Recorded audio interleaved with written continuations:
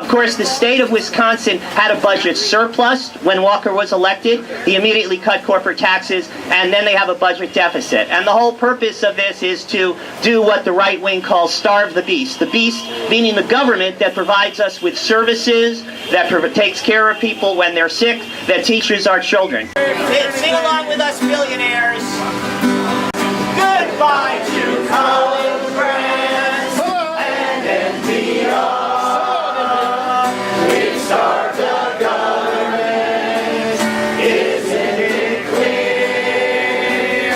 It has no money to pay union workers. This land is owned by billionaires. We own the Supreme Court, Citizens United. We finance campaigns. You cannot stop it. You laughed at John Birch, who's got the last. This land is owned by billionaires. We own the airwaves by advertisements. Don't dare to cross us. We wiped out fine gold.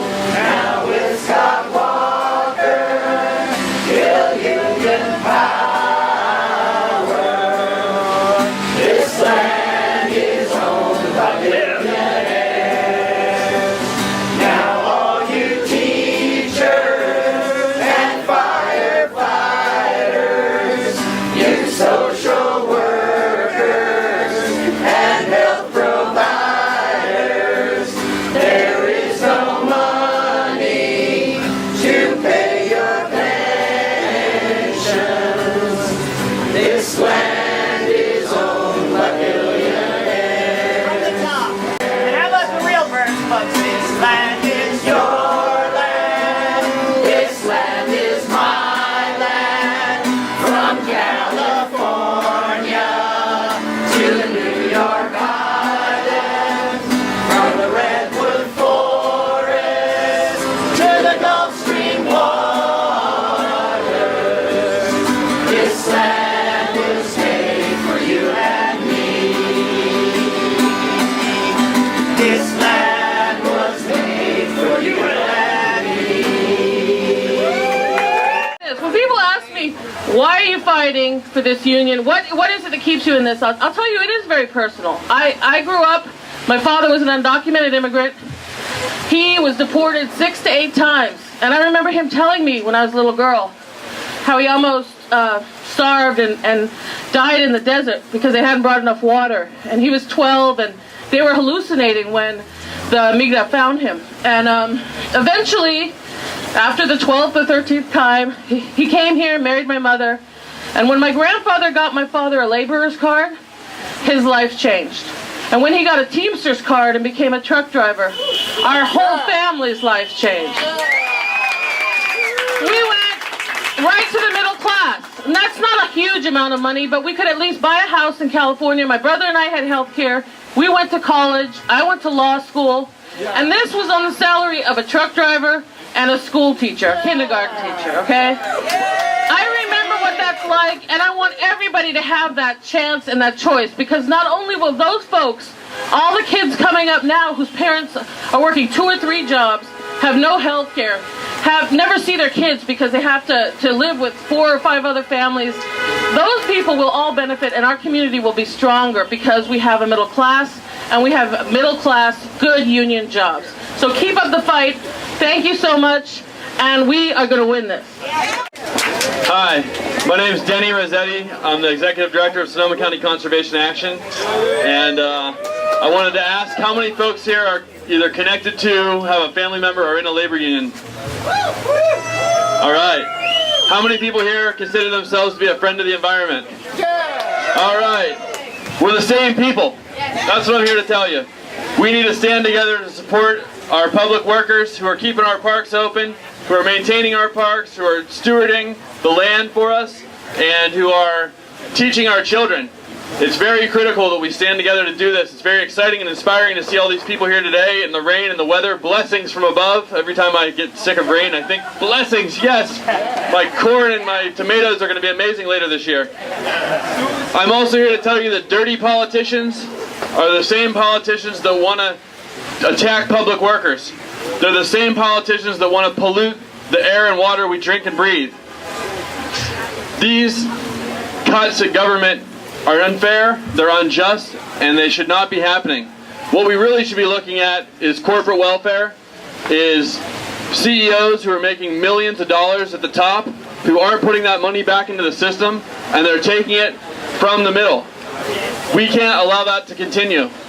The environment is best served by a public that is informed, educated, and is able to access the land, and that's what our public workers are doing for us. Thank you. The EPA, the Fish and Wildlife Service, these are all public entities that are protecting the land, they're protecting the wildlife that lives on the land, and they're keeping the nature that we love and know safe and accessible to us. So I'm here to tell you that attacking public workers is attacking the environment, and I know that if we stand together, we are stronger, and we must stand together. Thank you. So, the only thing I want to say to folks tonight, to this crowd assembled here, is that the time for empty words and talking is over. That period has passed us now. We can say goodbye to it. It's now time to organize and to rise up and take action. Okay? We know that. We have been swindled. We have been seen the greatest theft of working of wealth from working people like myself and many of you, and it's gone straight to the rich of this country. Perpetrated by the rich people of this country in collaboration with the majority of politicians who call themselves our elected representatives. And I hate to tell some folks out there, but both parties are guilty of that. Both parties. And we have to hold everybody accountable. But what are we going to do about it right here in Sonoma County, in our community? These banks, you know, these people, these rich people don't exist in a far-off land necessarily. Lots of them exist right here in Sonoma County. They have names and they have addresses, they have workplaces, they have homes, you know. And we need to get our money back from these people. You know, they've taken a lot from us. They've taken our homes, our jobs, the land that we stand on. We can't let them take our spirits and our values. We can't stand on the sidewalks anymore, on the sidelines of history. It's time to put our feet on the pavement. It's time to put our money where our mouth is. Get organized, rise up, and take back the wealth and the world that they have stolen from us. Can we do that, Santa Rosa?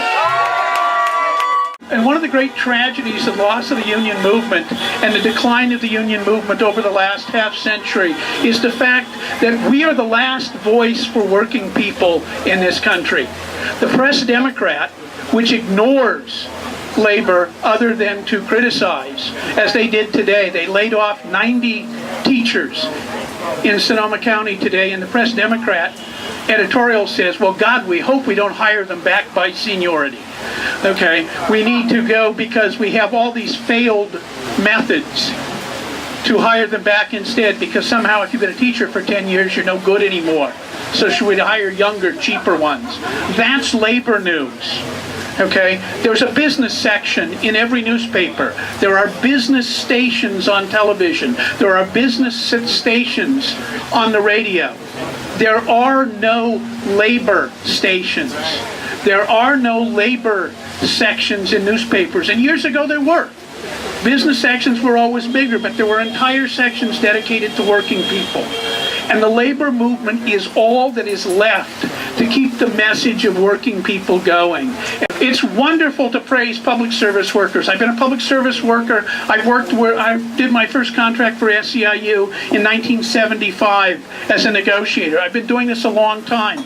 But let's not forget about the private workers and what they do. As Lisa pointed out, her father made it as a laborer and a truck driver. One of the things that private workers get through the unions is they go from neophytes to apprentices to journeymen, and once they get to be journeymen, then they are members of the middle class. And it is the private unions that train the poor to become productive members of society. So as we talk about the union movement, And as we think about the people in Wisconsin that are public employees, let's not forget the working people from the private sector who really gave us the union movement, and we in the public sector piggybacked onto that, and right now we are the remnants, but we owe them a lot. They're the ones who got us the 40-hour week. They're the ones who got us workers' comp. They're the ones who got us unemployment. And I just want to finish with one last thought.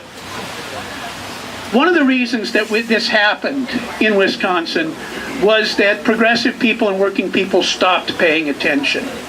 Okay, 45 million people who voted in 2008 did not vote in 2010. And that's why you flip a state. And when you flip a state, you've got to get it back. But wouldn't it have been better if we hadn't let it happen and now we have to get it back? We will get it back. There's no question. Maybe not soon, but we will get back on top, but it's going to take a lot more. So those of us who still have it, we have an obligation to keep it. And we also have an obligation to reach out to those who've lost it or those who never had it.